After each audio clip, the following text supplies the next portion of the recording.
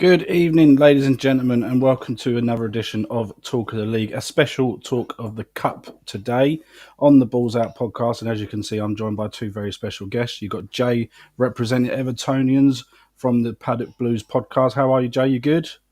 Yeah, I'm very well, mate. Thank you. You? Yeah, really good, mate. Really appreciate you taking the time out to come on with us. And we've got James Jones from We Are West Ham podcast. How are you, mate? You good? I'm good, thanks, mate. Yeah. The least amount of West Ham chat, the better today, if I'm honest, mate. But Well, I'll get stuck in where I can. yeah, because I thought, well, with all the news this week, it's been pretty mad for both of you, I'm sure. But let's start with, well, unfortunately, we have to start with West Ham, really, because the news broke on Monday. Well, the news broke out on certain news outlets that Julian Lopetegui had lost his job. First of all, I'll ask you that question. What did you make of that decision on the Monday when you heard it was like, because you've got a colleague of yours works at Talksport, right? So they were one of the ones that sort of released it early on. Yeah, so I mean, it's been coming for a few months. People, like everyone was like, it's a case of when, not if. But after losing to City, I just thought, well, that's probably not going to happen after losing to City because everyone's going to lose to City. I know not recently, but most teams are going to lose to City. So we'll kind of use that one as a free hit and we'll go again. And then so when it all came out, it was like, okay, well, about 2 or 3 months late, but fair enough. And we've kind of known that Graham Potter's been the guy that's kind of been waiting in the wings, waiting for the decision to be made. But what happened beyond that, when it was like, the poor bloke still rocking up the training, taking training, even though he knows he's gone. The whole thing was a bit of a farce, really. And it could have been nipped in the bud 2 or 3 months ago and just get him out the door because it was never going to work. Nothing was going to improve. So yeah, it was a little bit of a farce, but I'm quite glad it's been done now, to be honest. Yeah, was it a strange appointment in your eyes of sort of going from Moyes from that sort of defensive sort of slow style of football to then go to a manager of a similar sort of style, but just basically with a sexier name? That's pretty much how I see it, anyway. Yeah, I mean, yes and no. I mean, part of me was like, it could work. The guy, he did well at Sevilla, won the Europa League with them, and I know Sevilla, any manager can go there and win the Europa League. They love the Europa League, didn't they? But, he did go there. He finished in the top 4 in the Liga 3 years in a row. Yeah, it didn't work out for him at Real Madrid, but, he did a decent job at Wolves.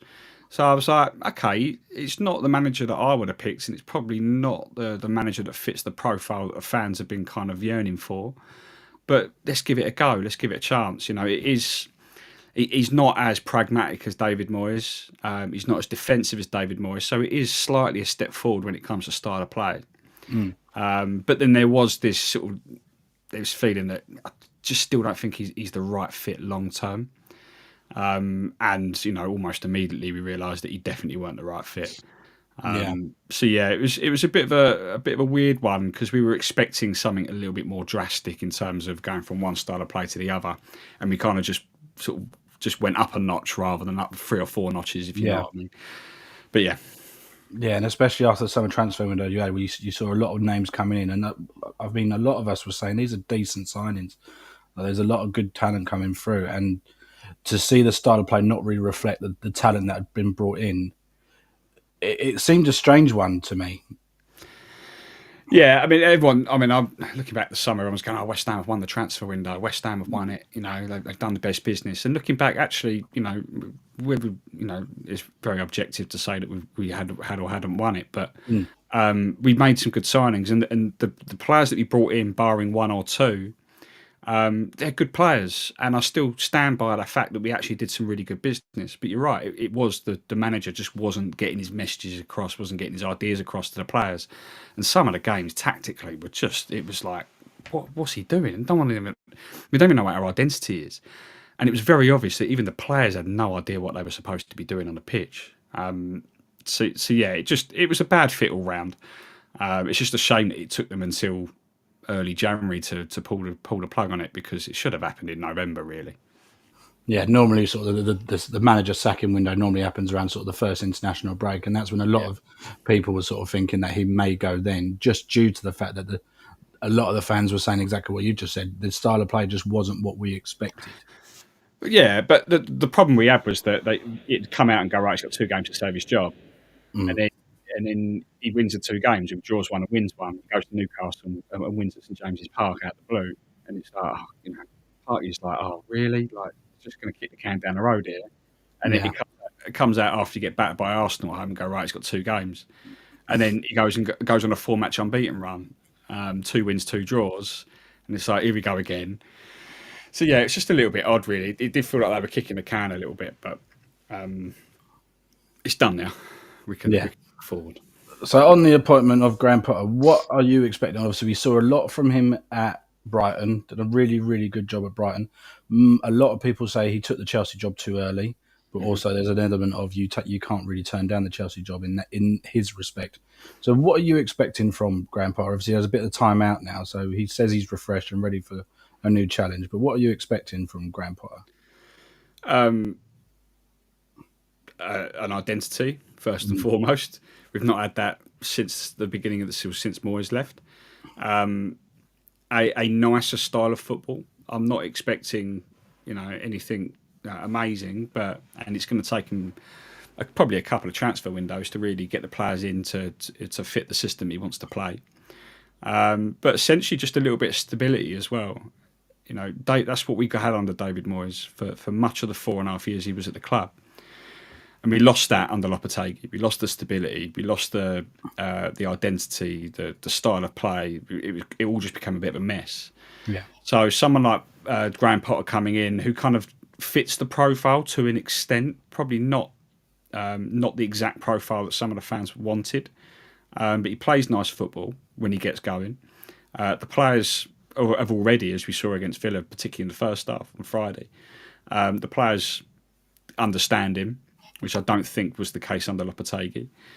And we have to give him time. I think it is a good appointment. I think the fact that he's waited 20 months for the right opportunity, and then he's chosen us over several other clubs. It came out that I think he had 10 clubs in 3 countries offering contracts over that 20 months, and he's chosen us. So that means that he's hungry, and he wants to make it work. And he must have some decent ideas, and in that 20 months he probably would have done a lot of soul searching a little bit in terms of how he wants to work as a manager and what type of tactics he wants to play. So yeah, I'm quite excited about it. I'm trying not to get too excited, but I think it's a good appointment, and I'm quite looking forward to seeing where he takes us. Yeah, no, I couldn't agree more. Jay, I'll bring you straight in on that, because obviously what James said there about stability, obviously, was you shocked, obviously being an Evertonian, we heard the news maybe 2, 3, 4 hours before the kickoff on Thursday night that Dyche had lost his job. What was your initial reactions to hearing that? One of glee. He should have went months and months ago. This big thing in the media that Dyche is doing a good job at Everton. If you look at every stat, he wasn't. He's left Everton a point above the relegation zone. You look at the 2 teams that finished below us last season, Forest and Brentford. They're flying. They never spoke about relegations at all. We did. We were in a relegation fight before a ball was kicked due to the manager. So he should have went a long time ago. The timing, yeah, maybe it was a bit mad, but I think basically what happened in the club is the Freakins have met Sean Dyche and spoke to him and said, what you need? And he said, I can't take this team any further. And what I got is the demeanour from Sean Dyche was he's given up on the football club, on his players, and you can't use that as football. It's not like he's exactly say, I don't like using them, but Klopp down the road where he's had so much out of the players, you can see them physically tired. These players weren't doing anything to warrant him giving up and saying, I can't get much more out of these. That's just not a good football manager at all. Yeah, it's hard work. And obviously with it being so close to a kickoff, there must have been a meeting that similar day, because obviously it was also reported that, or we saw that there was Everton, their programme of the day, had Sean Dyche's comments in. He'd wrote a programme notes for that game. Yeah, he picked the team. Now, I know obviously Leighton Baines had to sort of restructure it, but Baines took the under-18s in the morning. Seamus Coleman trained as a substitute for the Peterborough game, and then again, the Freakins have sort of got wind of Dyche's demeanour around the football club, and they weren't having none of it, which I like. They were sort of looking at him going, your attitude stinks. There's obviously rumours about the severance pay and stuff like that. They're not willing to give him it all because of his attitude. And he just pulled the plug. And I liked it. I liked the ruthlessness of it. We don't care, sort of. Listen, obviously, I think if we were playing in the Premier League, no disrespect to Peterborough United, it probably wouldn't have happened. But you could put probably me and someone else in the dugout, and Everton should just beat Peterborough United. It should just happen.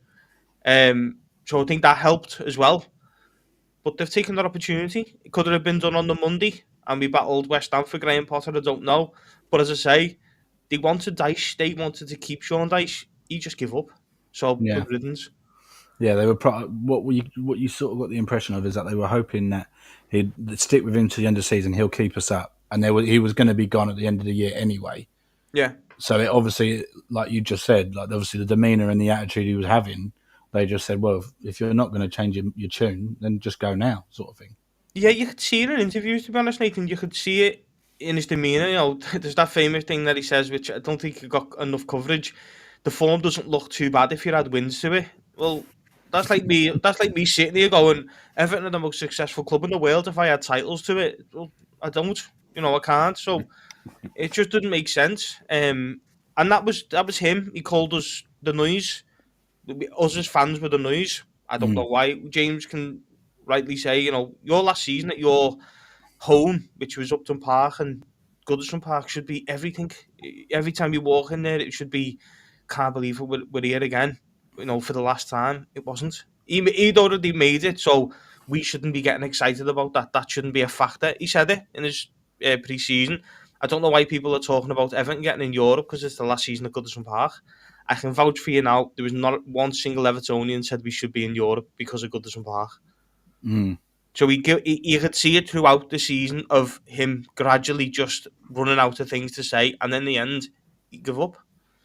Yeah. On that, very quickly, James, when obviously the move from Upton Park to London Stadium, what side of the fence was you on? Was you Upton Park forever, or was you it's time to move on? I was never time to move on. I think there were a lot of fans that never didn't want to leave, but kind of recognised the potential benefits of moving stadium. But we were sold a bit of a nightmare, to be fair. Everyone knows what the London Stadium's like. I mean, I maintain that it's not as bad as a lot of people say it is, but it's still really not a football stadium. But the match day experience isn't as terrible as a lot of people claim it to be. But the fact is that we would much rather still be at Upton Park. But we could see, there was a lot of fans that could see, okay, well, if we do move, it's a potential to go to 66,000 capacity. What that could bring us in the future if we were in Europe and all the rest of it could be something that we can't really get at Upton Park. So we understood it, but the way it was done, I mean, we need another episode on the podcast to go into detail on that. But yeah, the way it was done wasn't good. But yeah, it needed to be done, I think, long term. Yeah. And Jay, are you in the same sort of camp, or are you in the case of you'd rather stay at Goodison? I love Goodison. I love everything. It gives you chills every time you go in there.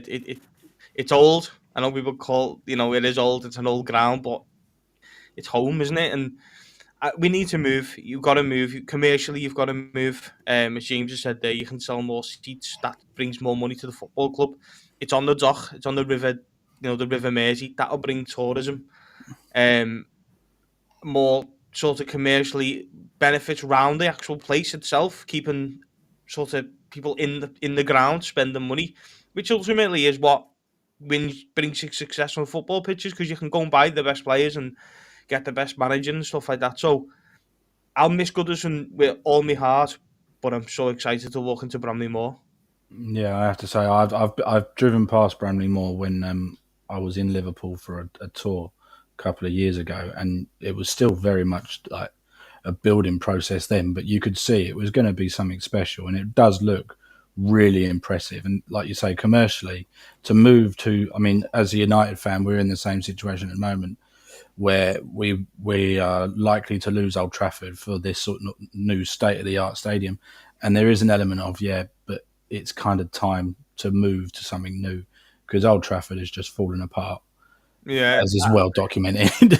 yeah. I just want to thank James actually in West Ham because them building that track sort of give Everton what not to do with a brand new stadium.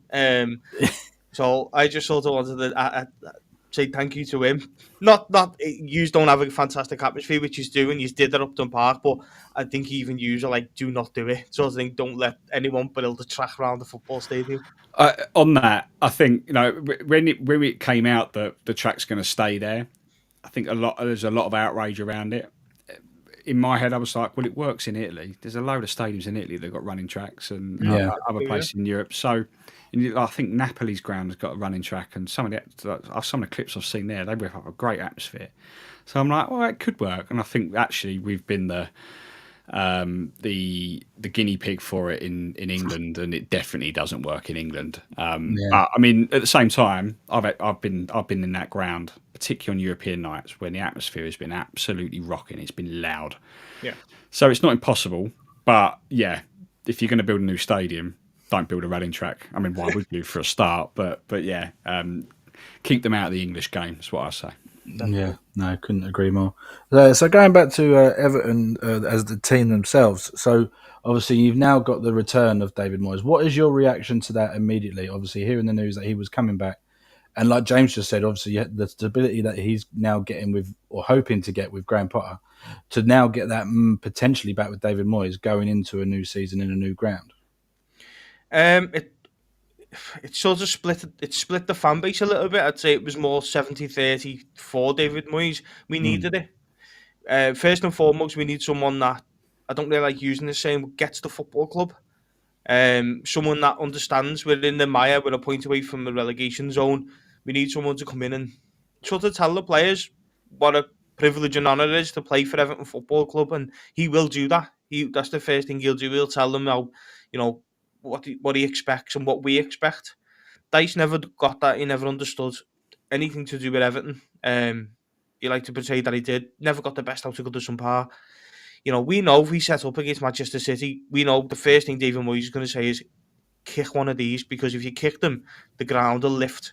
Then he'll bring us in. He'll feed off us. Tactically, why not? You look at what he done with West Ham. Took them over when I think they were fighting relegation for the second time, and then probably James's best night of his life was in Prague, and that is something that I would love to play in. Never mind win. So why not? If David Moyes can replicate what he did at West Ham, if his name was David El Moisio, we'd all be running over each other to get him signed. So bring back David Moyes and make him love Everton again. Yeah, no, I was a big advocate for he was the right manager for us at the wrong time as a Man United fan. Yeah, I was always a massive fan of David Moyes at Everton the first time. And when he came to us, you knew he had just a massive job on his hands, obviously following Sir Alex. And the fan base was obviously so used to success to then see us sort of tumble down the table so quickly. But I was still convinced that given enough time, given enough opportunity, he would have come good. Yeah, so I'm pleased that he's going to be coming back because, like you say, from an Everton sort of atmosphere point of view and also stability point of view, because I love Everton as a club. Obviously, out of the two Merseyside clubs, I obviously prefer Everton. Not going to lie. It's not hard. That's not hard choice. I don't think anyone else likes them. It's definitely 90-10 in Everton's favour. So. Yeah. But yeah, it would be great to see you stay in the Premier League, as would West Ham, to be fair. You don't want to see either of those two clubs sort of leave the Premier League. And also going into a new ground. You hear that mantra a lot, that they have to start the Premier League. They have to be in this new stadium in the Premier League. Do you share that? Or is it a case of, it is what it is? Oh, no, 100%. Everton Football Club can't be relegated, no matter what. Whether we're getting a new ground or not, especially with the new ground. But you should never, ever think, oh, it's all right, we'll get relegated. No. West Ham, Everton, even like the likes of Tottenham, they're too big of football clubs to go down.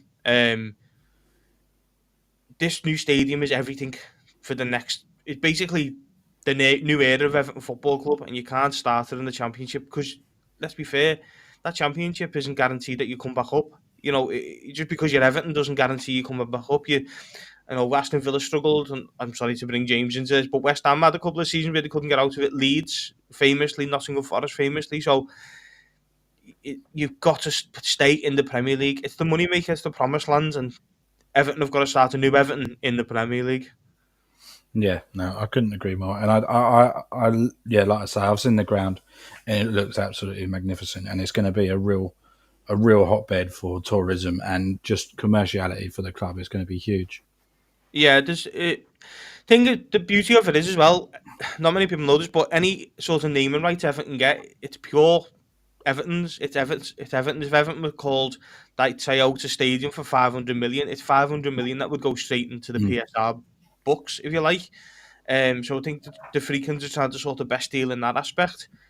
And then, as you know, you start getting the match ball sponsored and the billboard sponsored, and all around the ground there's different sort of things. I think Tottenham have got it as well, but it's all just different commercially. So Everton have got that opportunity, and then not even that, just structured around the actual ground. They're now talking about draining the other side of it, the King Dock bit, and making basically Everton World, and just having club shop and merchandise stores and stuff like that. And that's what you've got to do. You've got to do that. You've got to keep up with the times. Yeah, absolutely.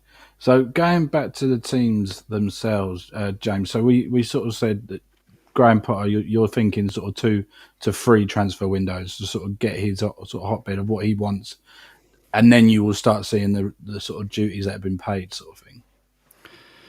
Yeah, I think one of those transfer windows is the one we're currently in.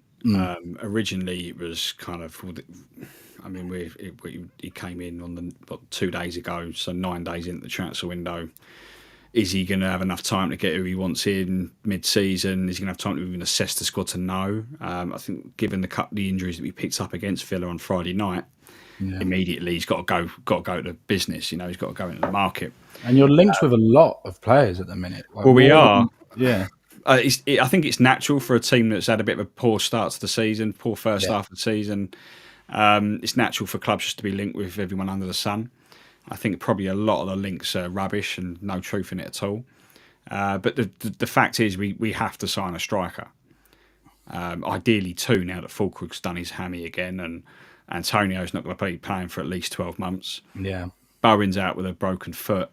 So we desperately need a striker. We can't be relying on Danny Ings to score the goals. So that's very clear. It's very obvious. And if we can get one in before Tuesday night against Fulham, that'd be ideal. But I can't see it happening. So, but it's next summer. Get this season out of the way, and it's next summer where that's when Graham Potter and his team can really look at it and go. And he'll have 5 or 6 months to really assess where the holes are and where the gaps are and where the weaknesses are, and then go again. And I would say probably after maybe in 12 months' time, that's when we'll start really seeing Graham Potter's West Ham. Yeah. In terms of the personnel and the way that the players are playing and the tactics and the approach. Between now and then, it's going to be probably we're going to have to be patient with it. There's going to be some difficult games. There's going to be some difficult results. But I have no doubt there's also going to be some good performances and some good results as well. It's going to be swings and roundabouts, just while everyone finds their feet. But he's got 2.5-year contract, so we've got to give him time. Yeah, so the only transfer sort of link that I've seen that seems to have some legs is Evan Ferguson on loan, but Brighton are holding out until nearer the end of January because they want to see what Danny Welbeck's fitness is going to be like. And because of the link, they're going to use that link straight away because it's Graham Potter and Brighton and Evan Ferguson. But is that the sort of player that you would like to see come in? Oh, there's no doubt of his talent. The kid, if he gets a good run of games, he gets the game time, then he's class. He showed that last year and the year before when he broke into the team. He scored that hat-trick against Newcastle when everyone was raving about him. Just needs a consistent run of games, and he's had a few injuries which has stopped it. But yeah, I would love to have Evan Ferguson at West Ham. I think he fits the profile nicely for what we need as a striker. Fulkrug showed in the 8 minutes he played against Villa that we need a guy that can hold the ball up.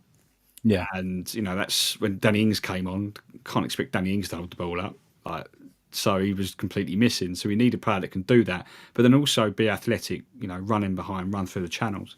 And Evan Ferguson is 15 years Fulkrug's 15 years younger than Fulkrug probably. So he'd be able to do that job nicely.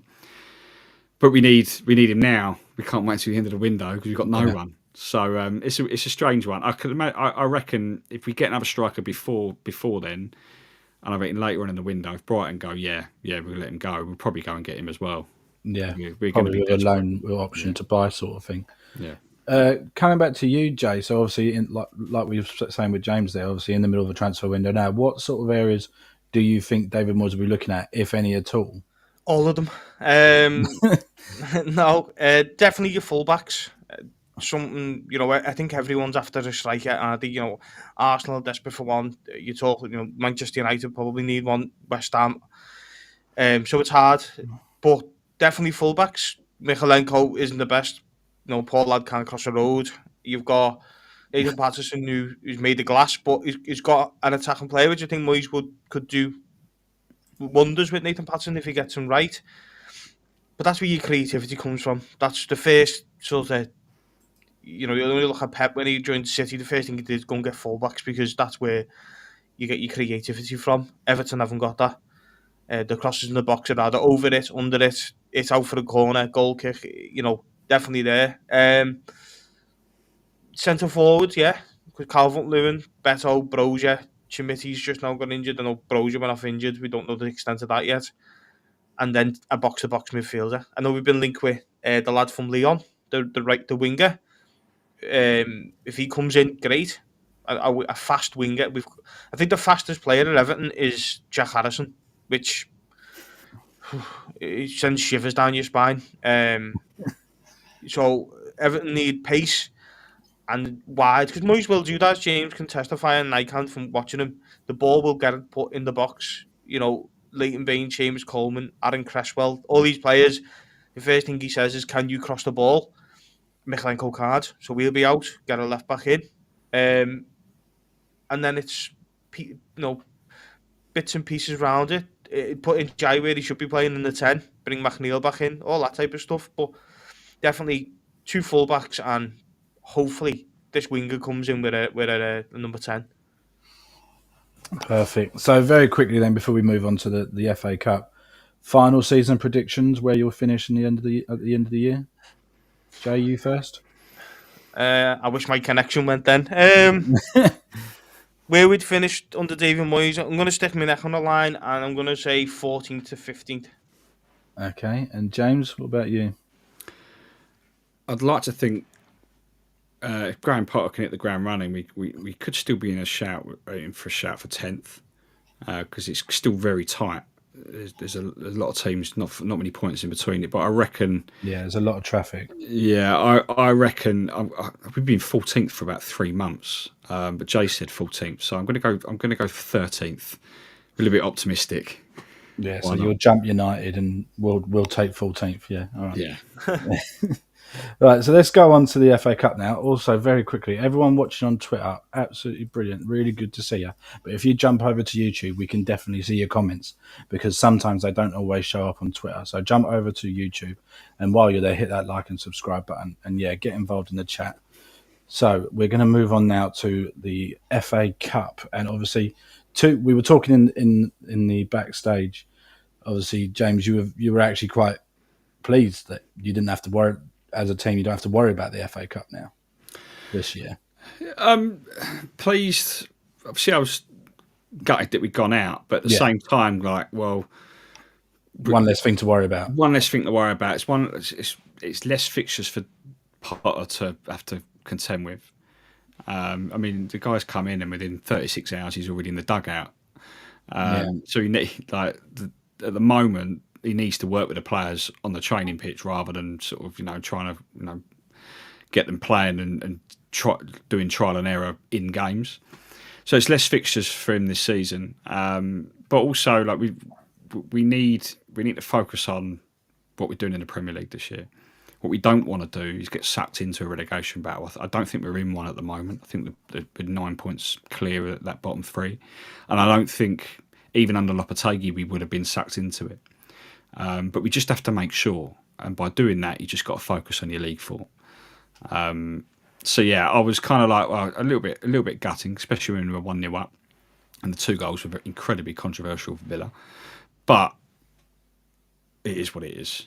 Because it was a Premier League team, like we said before we came on. Because it was a Premier League team, I'm less gutted than I probably would have been if it was, I don't know, Plymouth. So yeah. Yeah, i.e. Brentford today. Yeah. Unlucky. We'll move on to you, Jay. And I'm going to ask you a question in a minute, James, about on the Everton game in the week. So obviously, what were your thoughts? Obviously, you've obviously progressed to the next round. It gives you a cup run. But is it something that, a bit like James, it's just one less thing to worry about if you go out? Or are you like, you want to go all the way? I think you'd always get a decent cup run. You always want to win it, I know. Yeah. I understand what you mean. You know, when you get to the latter stages, you're getting Manchester City and Arsenal, Tottenham, you know, all the good teams, Man United, all these. So you want to keep the momentum going. I think it can help seasons as well. You know, if you do sort of beat a Premier League team in the FA Cup, it can sort of springboard your season, if you like, and you can sort of go on a little bit of run of confidence. You can't really take much away from Peterborough United with Leighton Baines and Seamus Coleman in the dugout. It's just something that you go, okay, within the category. We've sort of not been embarrassed, if that likes, because that is a big Premier League upset, FA Cup upset on the cards there. So you're over that hurdle. If we go out of it, is it the end of the world? No. Because if you're offered me now, go out in the next round, but I'll guarantee you're safe by April, I'd snap your hands off. Yeah. So that is where Everton Football Club are at the moment. If Everton Football Club were where they were under David Moyes years ago, where we were always safe anyway, that is when the FA Cup is the utmost importance. But right now, the Premier League is. Yeah, it seems to be the same all round. I mean, even as a United fan at the moment, even we're looking at down the barrel of a relegation battle as well. So there's every element there. If we go out tomorrow, I'll probably be in the same boat as you guys. If we go out, is what it is. Focus on the league. Yeah. Go into the new stadium, whatever that will be in the Premier League. On the Everton Peterborough game, obviously there was a lot made in the build-up of young v young. And obviously, Ferguson starved the world, or how it's been portrayed in the media, as starved the world of a FA Cup history-making moment. What were your thoughts on him not bringing him on, or is it a case of it's a competitive game, everyone shut up? The latter. Yeah. Listen, you know, I think he handled it quite well. Darren Ferguson's basically saying we're not a charity. This isn't a testimonial where you bring in. Because let's be fair, I'll be honest. I'm sat here now. You know, Everton weren't convincing. It was 2-0 in the scoreline, but it wasn't a convincing Everton win. Yeah, we took our foot off the gas when we scored, and there was a lot more gears to find if any sort of trouble come knocking on the door. But at 1-0, Darren Ferguson's probably thinking, well, listen, if I snatch a goal here and take these 2 extra time, it's like a win. It's like a win for him. So, you know, and then you get closer to penalties, and then it's a lottery. So, you know, I think if Everton would have scored the 85th minute and he had a substitute left and it was 2-0, he'd have done it. I think he would have done it, and he said he would have. But why would he? You know, why would he please the Everton fans? The Peterborough fans aren't really that bothered. The Peterborough fans aren't going to go, oh yeah, that's amazing. They want to see their team score a goal. So yeah, it was to please us, and he's not really bothered about that. It's to please the outer world. All he was interested in is Peterborough United scoring the next goal. Was it good that he never done it? Yeah, because it'd have been nice to be in the ground and see that and be able to go, yeah, you know, you've just seen a little bit of history there, but I understand why you never. Yeah. James, are you sharing the same sentiment, or? Yeah, I do agree. I mean, I was watching it at home and was a bit like, oh, just stick him on, Darren, just get him on there. But then completely recognised the fact that at the time it was 1-0. I didn't know until after, actually. The lad's only plays one game all season, and that was in the FA Trophy. So it's not like he's a first-team player. He's on the fringes of being a first-team player. It almost felt like he was on the bench because it was Everton and his dad plays for Everton. Otherwise, he may not have even made the bench. So I completely understand it. as he said, he's not a charity. He's not there to facilitate family reunions. Like, that is what it is. Like, in the day, this is a professional game. Yes, it would have been romantic. It would have been lovely. It would have been a bit of history, but it won't be the last time there'd be an opportunity for that to happen. So yeah, I'm gutted for the Young family though, because it would have been nice for them. But it is what it is. I don't. If I'm honest, I don't really care either way. I would have been happy if it happened, and it hasn't really changed anything for me. No, if it didn't. So yeah, it is what it is. I think there's an element of it was pushed so much by the media. Obviously, you had before the match they had them being interviewed. Then you had obviously TalkSport were covering it massively. They were both on there. It was all over everywhere. Sky Sports News, everything. And when it didn't happen, that seemed to have pissed the media off more. That they couldn't then push that narrative the next day to say this was. So obviously all the back pages had to be changed because obviously that would have been a big moment and all that sort of thing. So I think it was pushed more by the media, I think. Yeah, but then the media have done what the media do and just turned it and put it on Darren Ferguson and turned him into the villain almost. So they were always there was always going to be a narrative for them to spin. It was just which way it went. Yeah, and he seems tough as nails anyway, doesn't he, Darren? So he ain't going to take any shit from anything like that. So where are we at now? Where are we at? Oh, nearly at 40 minutes, so that's not too bad. So, yeah, everyone, I'm still over on YouTube. Really appreciate you guys watching. But yeah, go over to Twitter, get over to YouTube, like and subscribe, and yeah, get involved as we do everyone's favourite part of the show: predictions on the FA Cup. Oh, Jay's face went straight down when I said that. Go on. What do you reckon, Jay? FA Cup winners, or go on for the finalists and then the winner? Everton versus Macclesfield Town. No, I would probably have to say, I'm going to say Arsenal in the final. I think it gets to a point where it's the only thing he'll have to play for, so we'll give it everything. I think they'll go out the Champions League and then they'd be too far away from them over the road in the league anyway. And he's got it in him. And to the finalists, without saying them, City. Let's just go City. He'll save his season with an FA Cup, Pep Guardiola. Arsenal v City, and City win it. Yeah, City win it, yeah. I mean, I've only just seen the scoreline for them. They beat Salford City 8-0. So that's going to upset the class of 92 lads, getting absolutely smashed. Coventry Sheffield Wednesday is still on penalties, 1-1 on penalties. That's gone too. Most of it's been pretty tame today, if we're honest. The only real cup upset so far is Plymouth, 10 games without a win, beating Brentford at Brentford. So yeah, that's the only real interesting one. But yeah, so James, what are your predictions, mate? Obviously, West Ham are out, but there's got to be someone you fancy for this year. Anyone but Arsenal. Sorry, James. Yeah, that seems fair. I just can't say them, mate. To be honest. Yeah, I get that, mate. I get that. I don't want Arsenal to win it purely because I don't want Declan Rice to win anything. Fair enough. Because if he does win something, then it kind of justifies his reasoning for leaving us for them. Mm-hmm. And also, a lot of my mates are Arsenal fans, and I can't stand them. But I think I quite like Man City. I think they're Marmite football club, really, aren't they? For obvious reasons. But I think they're going to do what they always do, and they're just going to second half of the season. They're just going to fly. They won 8-0 today. I know it was only Salford, but it's those sort of results that really just kickstart a little bit of confidence in some of these players. And I think they probably won't win the league, but they're going to win something, and I think it's going to be the FA Cup. So I'm going to go City to win it, and they're going to beat Arsenal in the final 4-0. Right, so you're both predicting that Arsenal go through tomorrow. Is that what you're saying? I hope they don't, but probably. Right, okay, brilliant. I'm going to say United to beat City in the final again, back to back. Because, yeah, why not? Why fucking not? Just on United winning it last year, I was reminded earlier that decision against Coventry, the VAR decision. It reminded me that you should never have been in the final. And I saw it earlier and I was like, oh my God. I thought it was like 2 seasons ago, but I realised it was last year and I was like, they shouldn't have been in the final. So yeah, we were horrendous in that semi-final against Coventry, and Coventry deserved everything to go through.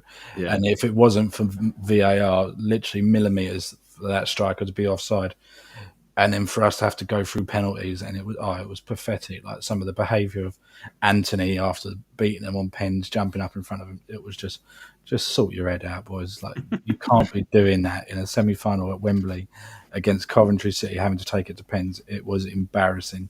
Were you But then 3-0 up as well, Nathan? Sorry. Were you 3-0 I up think, as yeah, well? I think we were. I think we were 3-0 out, and it went. I want to say it went to 4-4 or 3-3. Yeah, something like that. Yeah. Wow. So, and then they took it to 4. Yeah, that's it. We were 3-0 out, 3-3, and then they scored in the 96th minute or whatever it was to make it 4-3, and then it was ruled out by VAR for millimeters. So, Wow.